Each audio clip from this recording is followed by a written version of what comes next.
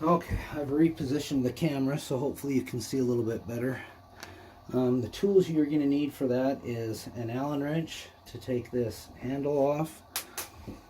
I like to use a cordless drill for taking all the screws out, and then obviously I use that same cordless tool for my cartridge puller. So let's go ahead and start on this. I've got the water turned off, so we'll see how cemented in this set screw is. It's a little stiff, but not too bad.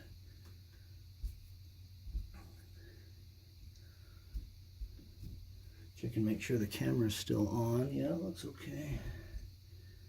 I like to close up the drain in the tub so you don't lose any pieces or parts down it. So you take, that's just a set screw that holds this handle in place. So you set that down, then your handle comes straight off. Then you've got that black plastic handle adapter.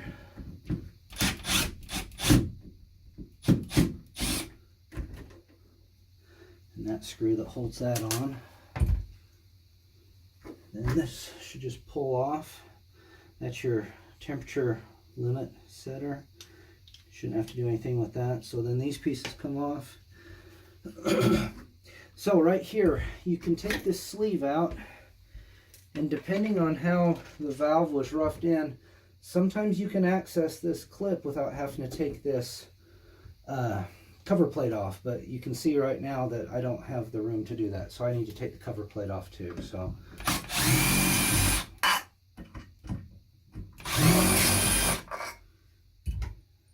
take those screws out.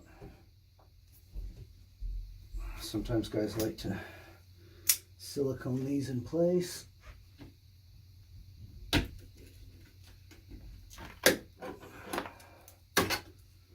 Yeah, you can tell they had a bead of caulk around it, so we're probably going to have to clean that up and put some new caulk on there when we're all done. Okay, so now you have your PosiTemp cartridge back there. Again, make sure your water's turned off before you do this next step. You need to pull this little retaining clip out. My favorite trick is to drop that down the hole, and that way it's lost and you can never get it again. That's really fun. I'm kidding. So yeah, don't drop that. Okay, so that's that clip. And now what we need to do is we need to get this cartridge out of here. Well, that can sometimes be pretty difficult to do. So that's why I invented this cartridge puller tool. I've made other videos that explain this tool a little bit better. I won't go through all that now. But for a PosiTemp cartridge like this, you do not use this inner sleeve. So you go and set that there, and we are going to use it just like it is right there. It comes with an adapter that you can put in there. You take your cordless drill, you take out your Phillips bit, and just plug that in. Okay, now what we do is, with these being about flush right there, that's about where you want it to be. So you just put it in there, and you want to screw in these threads from the tool into the threads from the brass stem. You don't want to make sure that this is level, that you don't have it torqued like this. And you also want to make sure that you support the drill, because as you push this in, if you were to let go of everything, that's kind of a lot of weight on here, and we don't want to damage anything. So once you screw it in, keep it supported. You see how that now mates up with the shape contour of the valve body? Now the more I keep my drill on, it's going to start to extract that out. And you see how that's actually starting to pull this out? Maybe I'll take the phone off so you guys can see this a little better. So as I continue to pull this, I can't do this one-handed, but as I continue to press the trigger here and hold on to this, that is then going to start sucking this cartridge through this window that's kind of cut out in the tool, you can see. it will actually pull this out right straight out. Now, just the fact that I've pulled it out that far is a huge help, because worst case scenario, you could go right now and with some channel locks, you could, or some pliers, you could grab onto that and you could wrestle it out. But I'm going to show you how cool this tool is it doesn't just get it started, but it pulls the whole thing out. So let me put you back into my little holder here. Sorry, this is such low budget production here.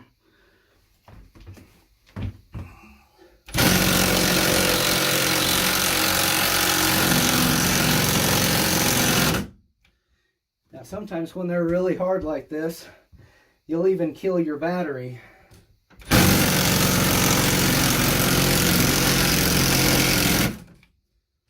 It's killed it twice. Let's see, it might have enough juice to pull it out the rest of the way. It did. Look at that, it pulled the whole cartridge out.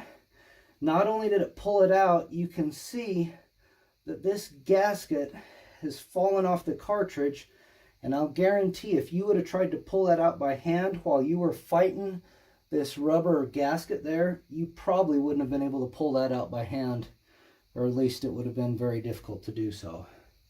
What you want to do right now, you go ahead and set that down. You reach in there and look, lucky us, we've got broken parts of this cartridge in this valve. No wonder it wasn't working. See how the back end of that cartridge had actually broken off and was stuck back in there. That's why whenever you replace a cartridge, you want to feel back in there with your fingers to make sure there's no pieces back there. You want to make sure that none of those rubber gaskets got clogged up in the ports or anything. And honestly, I think it's helpful to get even a little bit of sandcloth.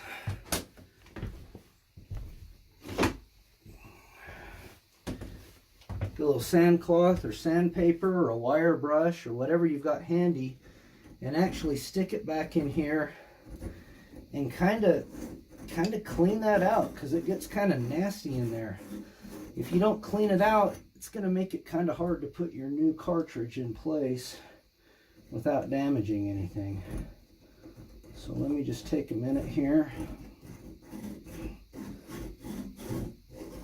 Reach back in there and clean that out. See, that feels a little bit better. It's still a little gritty back there, but it's probably good enough. Feels pretty clean. Okay, what you do now is you've got your replacement cartridge here. This particular one for a PosiTemp, I don't know if you can see that, is a 1222. Moen's a great company, because as long as you are the original owner of this valve, they warranty these things for life. And if you contact Moen, they will send you replacements. Well, that used to have like an easy open tab. It doesn't anymore. Anyway, be careful. Open that up.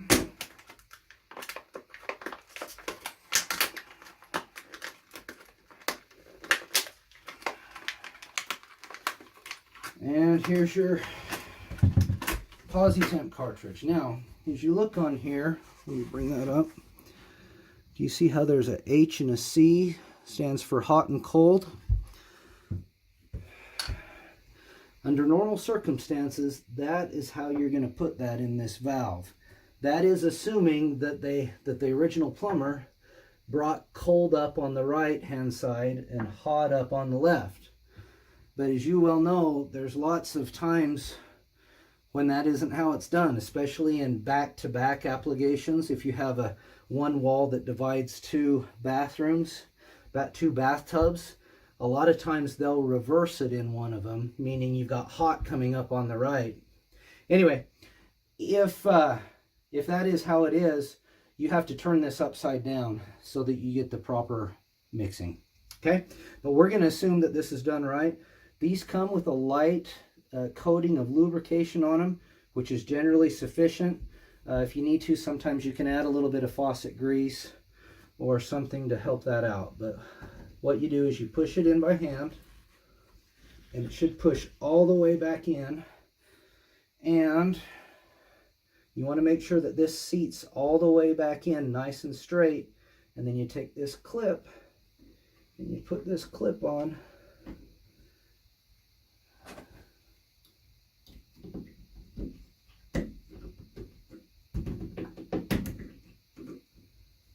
Okay. Okay. You know that it worked good if this is now flush, or another way to check is to put this sleeve back on, and if that sleeve goes over and slides all the way back in without catching on it, then you know you're good to go. Okay, so now you're free to turn water back on and check out the function of this new cartridge. So I'm going to do that.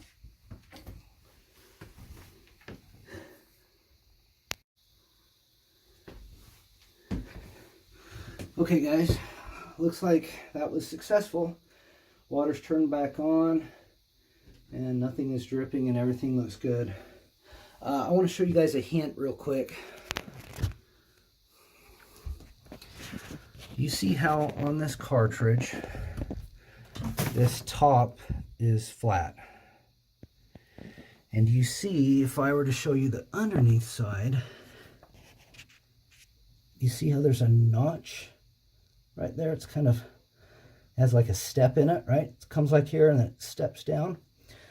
Well, that step, well, I don't know what it's for, but when that step is down, then that means that no water is going to come out. That's something I should have told you guys. As you put the new cartridge in and put the clip in, you want to rotate this thing so that that step is pointing down.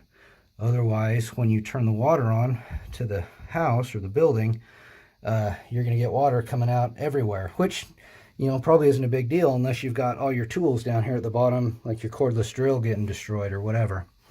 So it's just good habit. Make sure you aim that notch down for when you turn the water on.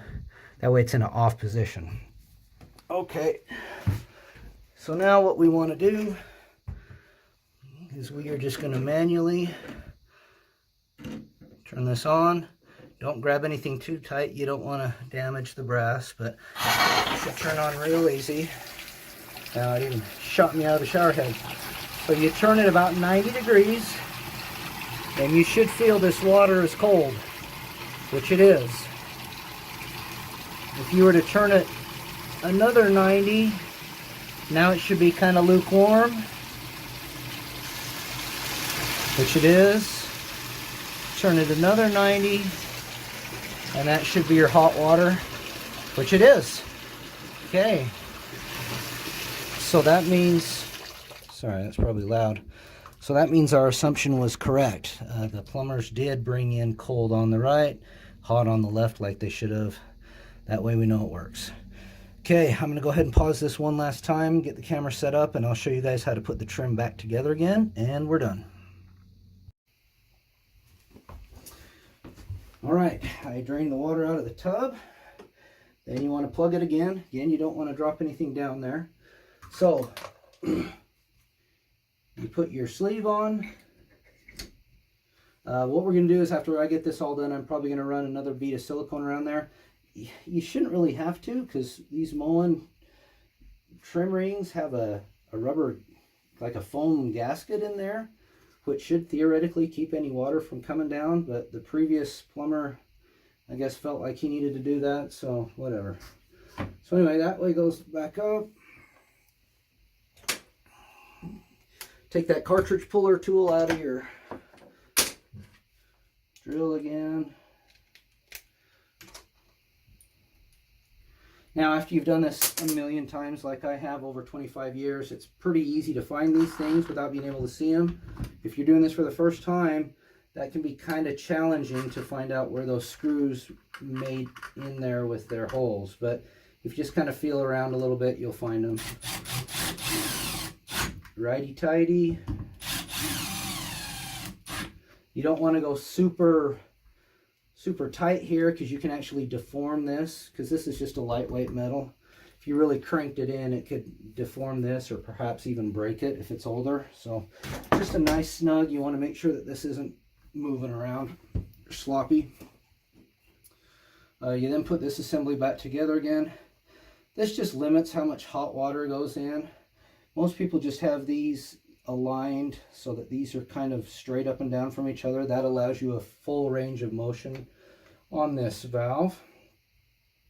Put this in. Remember, this tab aims down because that's how your handle goes into it, right?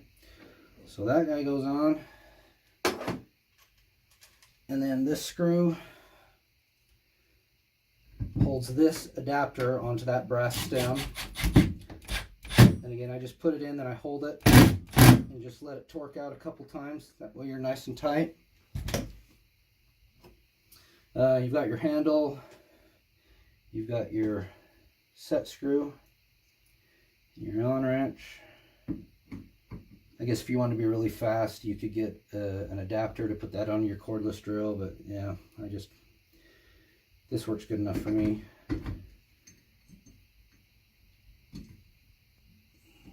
It doesn't take too long to put this screw in, unless it's got a lot of corrosion under there.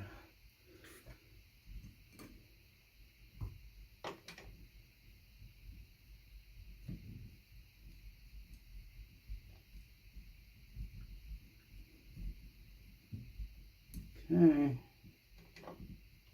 And then you just tighten that up like hand tight, right?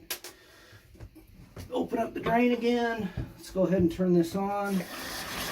Oh, nice and smooth. Works great. When you aim the handle down, that water will continue to drip just for a few seconds as it evacuates down and out, but eventually it will stop and you'll be good to go. Okay, so that is how you replace that cartridge. So again, this is my tool. This is the whole reason I'm doing this, is to show you guys this job really is a lot easier if you have this tool. I have done some of these that have literally taken hours, and you're drilling that thing out, you're with a screwdriver, you're busting it out, you're taking it out little piece at a time, you're making a huge mess. Sometimes, guys, and I've done this before, you have to get a torch back in there and try and melt stuff in order to pry it out. It's just a nightmare. And that's why I really like this tool, because it pulls it out so nice. So now you just put it in reverse, right, and hold on to it, and you can see it just kind of pushes that cartridge back out. You get it out there. Sometimes, let me grab my Leatherman.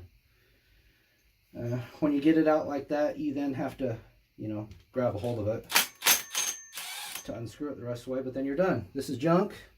You can tell it's been thrashed. I don't know if it was broken before I got to it or if it broke me pulling it out, but for any rate, it's garbage. So yeah, then you've got this tool. Now, the key with this tool is to keep it clean and dry.